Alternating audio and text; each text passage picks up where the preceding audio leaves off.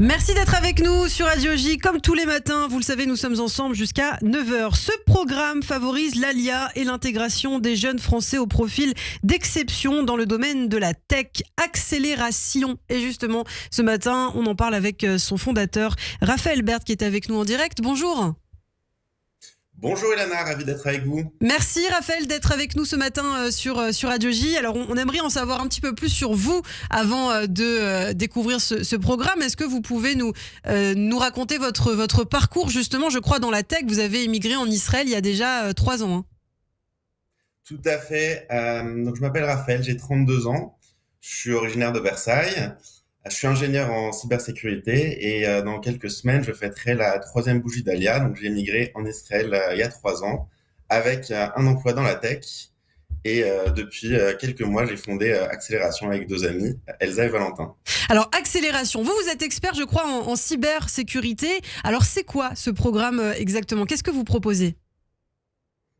Donc ce qu'on propose, c'est de favoriser l'ALIA et l'intégration de jeunes ingénieurs français dans la tech. On vise des profils d'exception, des profils qui vont être compatibles avec le marché israélien, qui vont répondre à des besoins sur le marché local.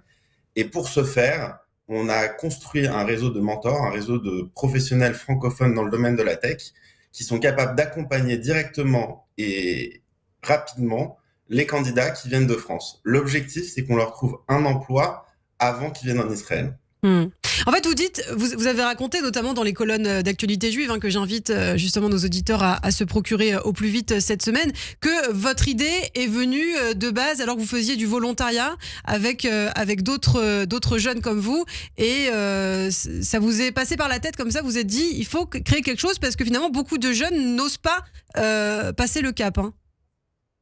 Complètement. Alors, j'ai l'habitude d'accompagner des groupes Tag Lead depuis plusieurs années déjà. Et depuis le 7 octobre, il y a un nouveau programme qui s'appelle Tag Lead Volunteer avec Onward, qui propose une semaine de bénévolat en Israël pour des jeunes Français de 18 à 40 ans. D'ailleurs, il y a des dates encore ouvertes pour cet hiver, donc je les invite à s'inscrire. Et dans un groupe du mois de mai que j'accompagnais, on s'est retrouvés dans un champ de salade à Kfar Trouman, pas très loin de l'aéroport Ben Gurion. On plantait des salades et au même endroit, au même moment, était une entreprise de tech israélienne très reconnue qui s'appelle Elementor. Et un de mes participants est venu me voir et me dit « Ah, j'adore cette entreprise, j'aimerais beaucoup bosser là-bas. » Et je lui ai dit « Écoute, on est en Israël. En Israël, c'est le contact qui prime. Donc, va voir le groupe, demande qui est le PDG de l'entreprise, va lui parler, prends les contacts, discute avec lui. » Et c'est un concept très israélien qui s'appelle « Chaver mevi chaver » dans les entreprises. C'est-à-dire que pour entrer dans une entreprise, souvent, on passe par un contact et pas directement par le site emploi de la structure. Et de là est née l'idée d'accélération, de se dire qu'en fait, il y avait énormément de Français qui rêvent de venir en Israël, qui aimeraient franchir le pas, mais qui n'osent pas, qui n'ont pas ces premiers contacts. Et on s'est dit qu'on allait leur donner un petit coup de pouce. Alors concrètement, d'un côté, des jeunes ingénieurs en France qui ont un parcours dans la tech.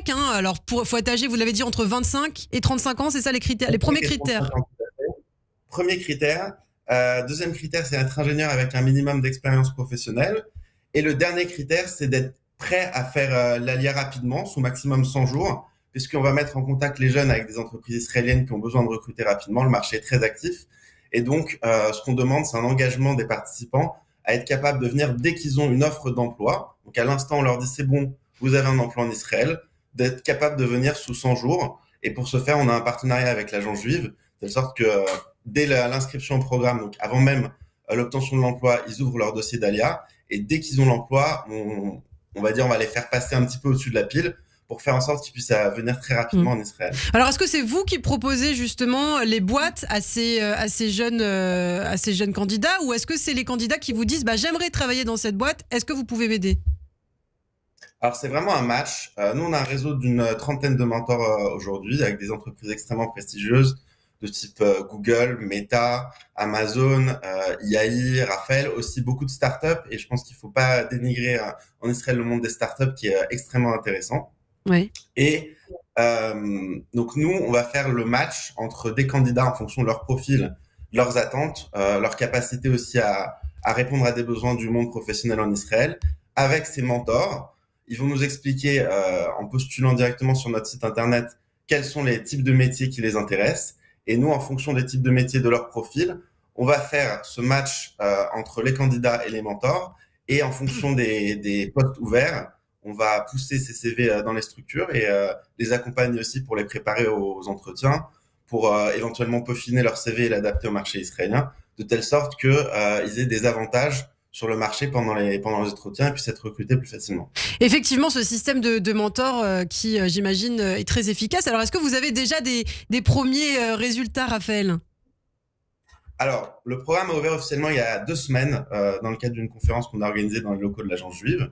Conférence qui a eu un grand succès, qui était avec Ethan Mesika, fondateur de Nilos.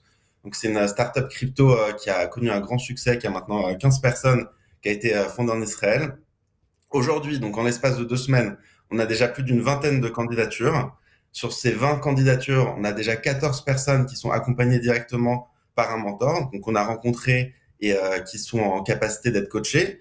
Et sur ces 14, en l'espace de ces 2 semaines, on a déjà 2 personnes qui vont passer des entretiens, donc dans 2 entreprises, un chez Google et un chez EY, Ouais. donc un Big Four. Et notre objectif, c'est de continuer à avancer très rapidement et d'accueillir, je l'espère, très prochainement en Israël les premiers candidats. Et vous l'avez dit, c'est vrai, le domaine de la tech est très attractif. C'est un marché voilà, où on peut avoir de très bons salaires quand même.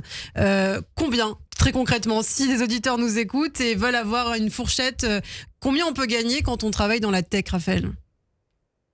Alors, c'est une question vaste, ça dépend des profils, bien évidemment, ça dépend des opportunités. En général, les salaires sont encore plus attractifs dans la tech en Israël que dans la tech en France. Oui. Ce qu'on va voir en moyenne par rapport aux profils qui sont autour de nous, c'est que parfois on peut faire des écarts salariales de plus 30, plus 40% facilement. Et aussi en Israël, le marché est très dynamique. Donc les profils qui sont à forte valeur ajoutée vont facilement et rapidement monter dans la hiérarchie de l'entreprise. Et c'est quelque chose qui est très attrayant aussi pour un jeune ingénieur, cette capacité à avancer très rapidement dans sa carrière. Et est-ce que les profils français particulièrement sont attractifs? Est-ce qu'on recherche des Français en Israël? Est-ce que les Français ont cette valeur ajoutée que peuvent rechercher des boîtes comme Google, comme Amazon? Alors, ce qui est intéressant, c'est qu'il y a un paradoxe en Israël. Les grandes écoles d'ingénieurs, typiquement, sont très peu connues des recruteurs israéliens. Donc, une personne qui aura fait même Polytechnique, les mines ou Centrale, va pas forcément être reconnue à la même valeur qu'il serait sur le marché français. Et en même temps, les profils français ingénieurs sont extrêmement appréciés sur le marché du travail. C'est des profils très rigoureux. On a une culture des mathématiques dès le plus jeune âge en France. Sont des profils qui peuvent apporter beaucoup de diversité aussi aux entreprises israéliennes. Donc, les expériences avec des ingénieurs français sont en général très favorables à la population française.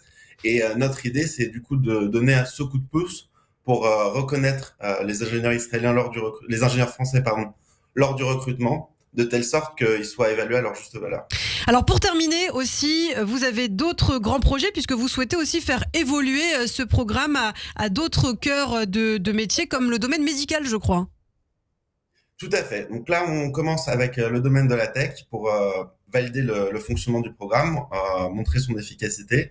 Et après, notre idée, c'est de s'élargir à d'autres domaines, notamment le domaine du médical, car en Israël, il y a énormément de besoins autour des médecins. Et c'est pareil, un domaine qui recrute avec des salaires intéressants en Israël. Donc l'objectif, c'est une fois que le concept est validé autour des ingénieurs, d'être en capacité de faire d'autres domaines, notamment le domaine médical.